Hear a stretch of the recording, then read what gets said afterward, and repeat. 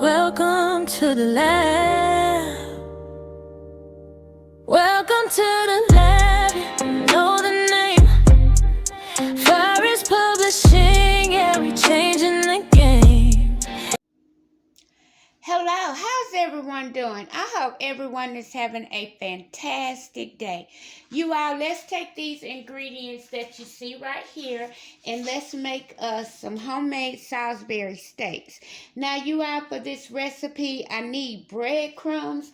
I don't have any, but I did have bread and I have a blender, so I wanted to show you. I just threw the bread in here and made some breadcrumbs. I'll be right back so we can go ahead and put this Salisbury steak together. All right, you all, I'm back, and the first thing we need to do is mix up all the things that we need to go into this hamburger for the Salisbury steak. So the first thing we're going to do is we're going to crack an egg and put that in the bowl. Next, we need, and you all, this recipe calls for 2 pounds of ground beef, but I'm only going to use 1 pound of ground beef, but I will put the recipe in the description box for you. So next, we're going to need a ½ cup of bread crumbles, but because I'm only using 1 pound of ground beef, I'm not going to use quite a ½ cup of breadcrumbs. So let's see what I want to do. 1 second. Okay, and you all, like I said, I didn't have any breadcrumbs, so I just put a hamburger bun in this blender and blended it up. So we need a ½ cup, but I'm only going to use a little bit lower than a ½ cup. Since I'm only using 1 pound of ground beef. Y'all, let me get my words together. Okay, the next thing that we are going to put in here is going to be a ½ cup of milk. I won't use quite a ½ cup. I'm using whole milk, but you all, if you use like lactate milk or soy milk, use whatever kind of milk you like to use. So I'm pouring, I guess, a little less than a ½ cup. And like I said, it's because I'm only using 1 pound of ground beef, but I will leave the proper recipe in the description box. So the next thing we're going to add is going to be a teaspoon of salt. This is a ½ teaspoon right here. And let me see. That's all I'm going to use in here because I'm on a low sodium diet. And like I said, it calls for a teaspoon of salt. But that is when you're using 2 pounds of ground beef. So we're only going to use, I'm going to use just a little bit over a ½ teaspoon of salt. Okay, and this is going to be the only salt that we actually put in these Salisbury steaks. So the next thing we're going to need is, you're going to need minced onions, and you're going to use 2 tablespoons of minced onions, but we're only going to use 1. Because I only have 1 pound of ground beef. And this is a ½ tablespoon that I have. So, tablespoon of minced onions. Next, we're going to put in black pepper. And it's supposed to be a teaspoon. But we're going to use under that because we're only using 1 pound of ground beef. So we'll do just a little bit more pepper. Okay. The next thing we will be putting in here is 2 tablespoons of Worcestershire sauce. I'm only going to use 1 tablespoon because due to the fact that I'm using 1 pound of ground beef. Okay, let me rinse this off. Okay, we have this is a ½ tablespoon. So we're going to just use a half a tablespoon since we're only using the 1 pound of ground beef. Okay, the next thing we're going to add in here is, let's see, we have our breadcrumbs, we have our egg, we have our milk, we have our salt, we have our pepper, and we have our diced onions. And so what we're going to do right now is just we're going to stir this all together before we put our hamburger in.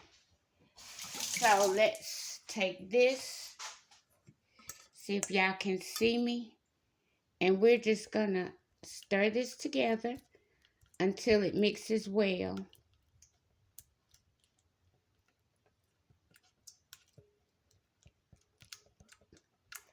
Okay, now, okay, this is what it's looking like now that I have finished. I hope you all can see this. Okay, now I'm going to go ahead and open up the ground beef and put it in there, and then I'll be back so we can make our patties and get them to start cooking on the stove. All right, I'm back, y'all. The pan is hot. The next thing we're going to do is stick our patted out Salisbury steaks in the pan. I'm not using any oil because hamburger makes its own oil. And y'all, I'm trying to be careful. That breadcrumb that's in these, it's going to help it keep its shape. Like I said, the only thing we're doing now is we're searing these. I'm only going to do 3 at a time. We're going to sear these on each side. The goal is not to get them done. It's just to sear them because they'll finish cooking later on when we put in the gravy and the beef stock. Okay, I'll be back when it's time to turn these over. Okay, you all, at this point, it's been about 2 minutes. So what we want to do is check these under the bottom. I'm going to let them cook a few more, maybe 1 more minute, and then we'll go ahead and turn them over because, like I said, the goal here is not to get them done. It's just to sear them on both sides.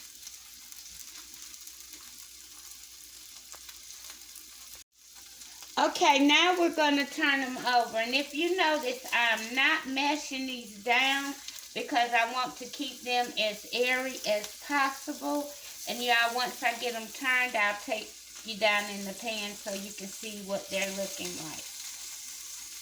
I could have let this one cook just a little bit longer, but it'll still hold its shape. And I'll turn it back over in just a minute just to make sure. Okay, you all, let me take you off the tripod so you can see what this is looking like in the pan.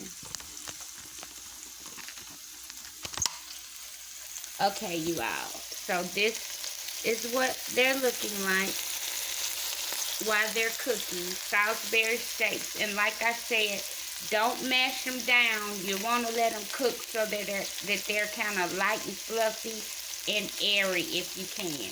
I'll be back when it's time to take these out and put new ones in. I wanted to come back in and tell y'all that the longer they cook, the more they'll come together and they'll be less fragile. I'll be back when it's time to put the new ones in.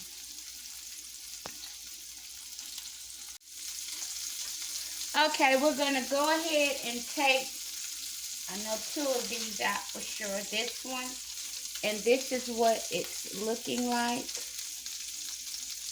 So it's still intact, and I'm just going to sit these to the side while we cook the last 3. Okay, you all, this one broke apart, but that's okay. I'll still take this little piece and push it back on there. Okay, so let me rinse my fingers. We're going to cook these last 3, and then the next thing we'll do after this is cook the onions. And you all sear these maybe for about 5 minutes on each side. Okay, these are the last of the last ones that we have to cook. I'll be back when it's time to turn them over. All right, y'all, we're gonna turn these over and see what they're looking like on the other side. And another way that you can tell that it could be time to start turning them over is, I don't know if y'all can see under there how it's starting to turn brown. So we're gonna, okay, it's getting stuck. And remember, try to hold it intact if you can. Okay. All right. We're gonna flip these last two. And like I say, the longer they're cooked, the more together they will stick. All right, you all. I'll be back when it's time to pull these out so we can saute our onions. I'm back, you all, and I had one that broke up. This is what they are looking like currently. Now, the next thing we need to do, I'm going to cut this burner down a little bit. This is the time that if you were adding mushrooms, you would go ahead and add your mushrooms, but I'm simply adding onions. So, if you were adding mushrooms, you would put your mushrooms in during this time, and you would saute them with these onions for just a little bit. So, I'm just going to saute these until they are translucent.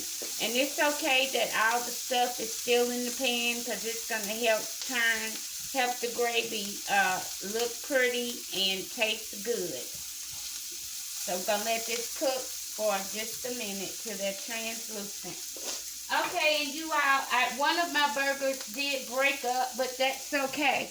Accidents are going to happen. Things are going to happen when you cook, but I'll still be able to use it. I guess it'll be like an extra crumble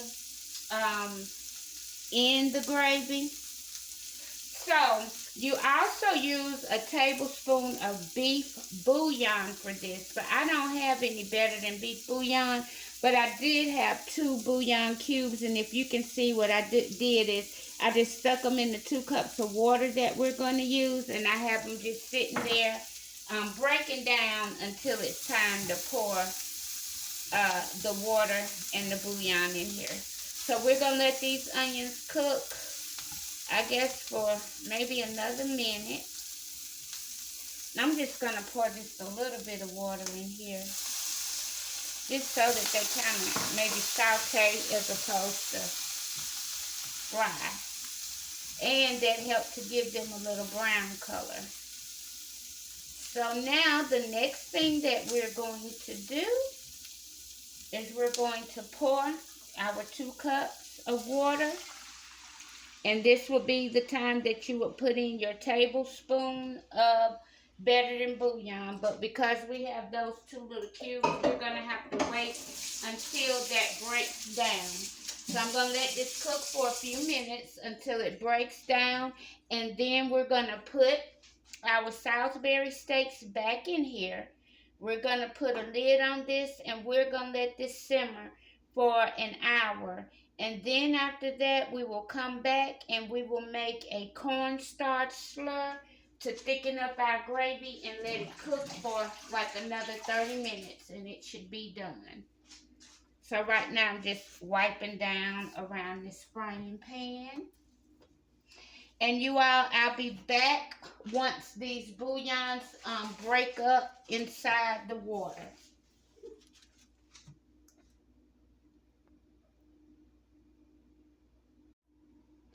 All right, you all, I think it's cooked enough for me right now. I'm going to stir this up a little bit. And then we're going to go ahead and put our Salisbury steaks back into this broth. And we're going to let it simmer for an hour.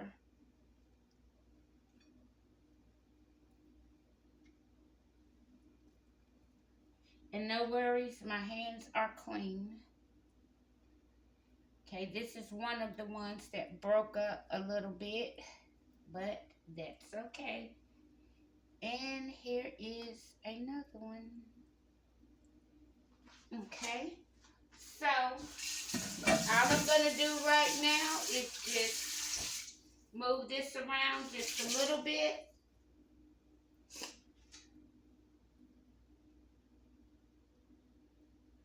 Okay, and we're going to put a lid on it and let this cook. For, like I said, we're going to let this simmer for an hour. All right, you all, this is what it's looking like now that it's been cooking for an hour. So I'm going to flip this over. The next thing we're going to do is we're going to make the cornstarch slur and put that in here so that it can thicken up like a gravy. We'll let it cook for another 30 minutes and then it'll be time for me to give the first bite to you. Okay, and you all remember one of them broke up, but you can still see for the most part they're intact and it didn't hurt anything. So mistakes happen when you cook. You just gotta work around it. I'll be back so we can put this slur in. Okay, you all, I have poured some cornstarch in the bottom of this glass. Now what I'm gonna do is put just a little bit of water in it and stir it around with a fork. And the reason I'm putting just a little bit of water in it is because you have to remember we already put 2 cups of water in the Salisbury steaks. So all I'm doing now is just stirring this cornstarch slur. Okay, now I'm gonna simply pour it in, and all this is gonna do is thicken this up like gravy. Okay, you all, and you see how brown and pretty the color is of this? Okay, so now we're gonna let this cook for another 30 minutes, and then it will be time to eat. And I also made some mashed.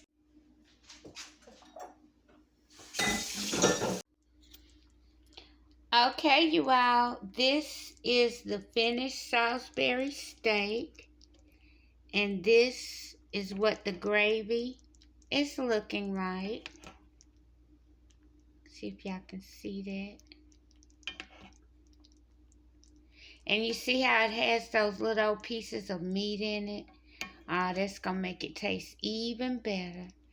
Okay, you all, I'll be back so that I can give the first bite to you.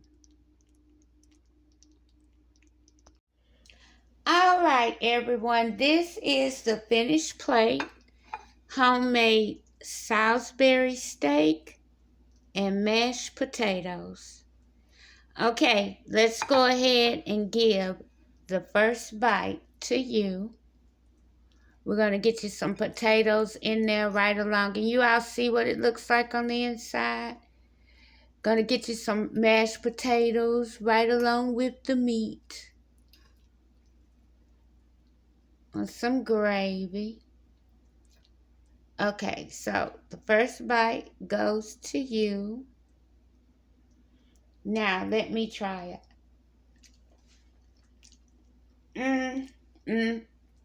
Y'all, that is delicious. And when I tell you, although we didn't use that much salt, it is packed full of flavor. Thank you all so much for watching. I hope you all have a most wonderful evening and a most wonderful meal. Please try this recipe and let me know what you think in the comments if you do. And please like, share, comment, and subscribe.